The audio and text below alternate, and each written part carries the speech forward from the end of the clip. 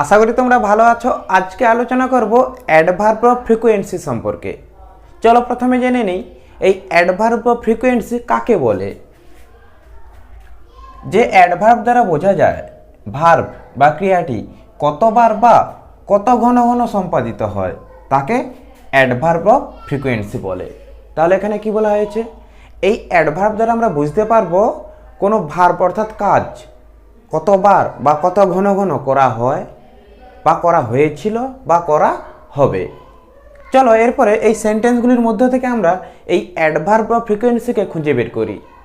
তার আগে একটা প্রশ্ন থেকে যায়, তাহলে সেন্টেন্সের মধ্যে এই অ্যাডভার্ব অফ ফ্রিকোয়েন্সিকে চিনব কী করে? এই অ্যাডভার্ব চেনার সহজ উপায় রয়েছে।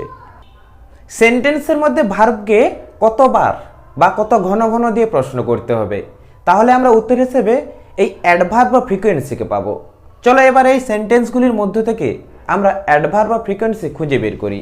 তাহলে এবার দেখব প্রথম সেন্টেন্সটি কি রয়েছে। আই সেলডম সি হার, অর্থাৎ আমি কদাচিৎ বা খুব কম দেখি তাকে। এখানে ভার্ব হলো এই সি। এখন আমাদের এই ভার্ব সিকে কতবার দিয়ে প্রশ্ন করতে হবে, তাহলে কতবার দেখি উত্তর হিসেবে কি পাবো, কদাচিৎ বা খুব কম, অর্থাৎ এই সেলডম। যেহেতু এই ভার্ব সিকে কতবার দিয়ে প্রশ্ন করে উত্তর হিসেবে এই সেলডমকে পেয়েছি, সেই জন্য এই সেলডম কি হবে, অ্যাডভার্ব অফ ফ্রিকোয়েন্সি। এরপরে দেখি চলো দ্বিতীয় সেন্টেন্সটি কি রয়েছে।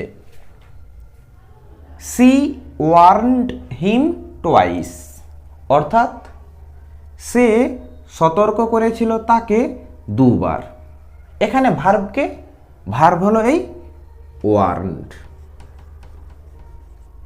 আমরা এবার এই ওয়ার্নডকে কতবার দিয়ে প্রশ্ন করব, তাহলে কতবার সতর্ক করেছিল উত্তর হিসেবে কি পাবো, দুবার, অর্থাৎ এই টোয়াইস। যেহেতু ভার্ব ওয়ার্নডকে কতবার দিয়ে প্রশ্ন করে উত্তর হিসেবে এই টোয়াইসকে পেয়েছি, সেই জন্য এই টোয়াইস কি হবে, অ্যাডভার্ব অফ ফ্রিকোয়েন্সি। এরপরে দেখি চলো 3 নম্বর সেন্টেন্সটি কি রয়েছে। He often comes to my house, অর্থাৎ সে প্রায় আসে আমার বাড়িতে। এখানে ভার্ব হলো এই কামস। এবারে আমরা এই ভার্ব কামসকে কতবার দিয়ে প্রশ্ন করব, তাহলে কতবার আসে উত্তর হিসেবে কি পাবো, প্রায়, অর্থাৎ ওভেন। যেহেতু ভার্ব কামসকে কতবার দিয়ে প্রশ্ন করে উত্তর হিসেবে এই ওভেনকে পেয়েছি, সেই জন্য এই ওভেন কি হবে, অ্যাডভার্ব অফ ফ্রিকোয়েন্সি। এরপরে দেখি চলো কি রয়েছে। C always comes in time, অর্থাৎ সে সব সময় বা সর্বদা আসে সময় মতো। এখানে ভার্ব হলো এই কামস। আমাদের এবার এই ভার্ব কামসকে কতবার দিয়ে প্রশ্ন করতে হবে, তাহলে কতবার আসে উত্তর হিসেবে কি পাবো, সর্বদা বা সব সময়, অর্থাৎ এই always.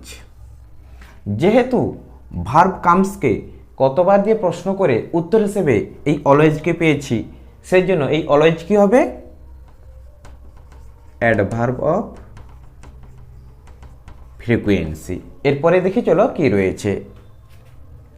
I met her once, অর্থাৎ আমি দেখা করেছিলাম তার সঙ্গে একবার। এই সেন্টেন্সে ভার্ব হলো এই মেট।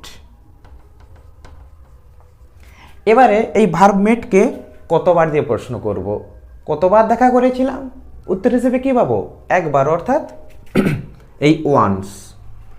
যেহেতু ভার্ব মেটকে কতবার দিয়ে প্রশ্ন করে উত্তর হিসেবে এই ওয়ান্সকে পেয়েছি, সেই জন্য এই ওয়ান্স কি হবে, অ্যাডভার্ব অফ ফ্রিকোয়েন্সি।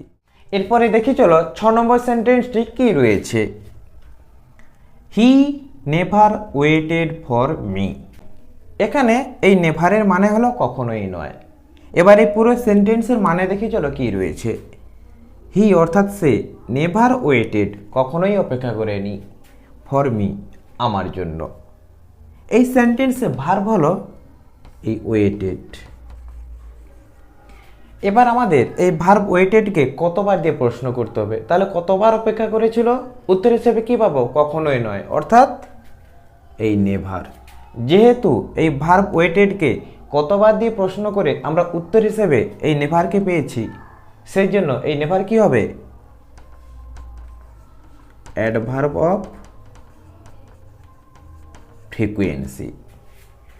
আশা করি তোমরা বুঝতে পেরেছো।